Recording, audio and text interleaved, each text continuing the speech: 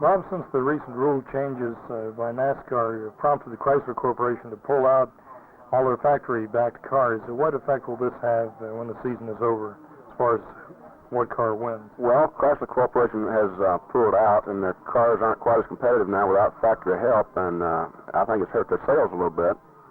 Now, as far as NASCAR records, you think it's going to be all a Ford story by the end of the season? No, I don't think so. We've got some cars coming back in now that are real hot. Buck Baker's got a 65 Chevrolet in it at Martinsville, and he says it'll be real competitive, and I think Buck knows what he's talking about. He's been on the circuit a long time.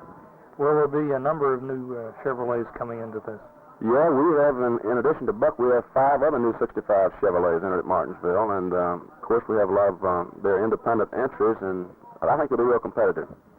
Now, if you had to pick a favorite for the Martinsville race on the 25th, who would you pick? Well, based on past performance, you couldn't pick anybody but Lorenzen. He's won the last 3, he won the last 2 last year, and then he won the one in the fall of '63. Now, what speed do you think it'll take to capture the race this year?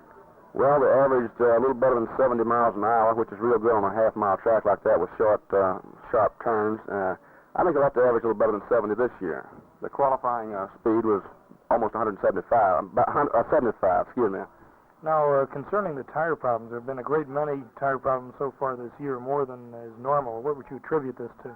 Well, they're trying out several new experimental tires and new fabrics and new compounds of rubber, and Martinsville's not too bad considering the surface of the track and the sharp turns. They'll change once, I guess, on the right-hand side of the car.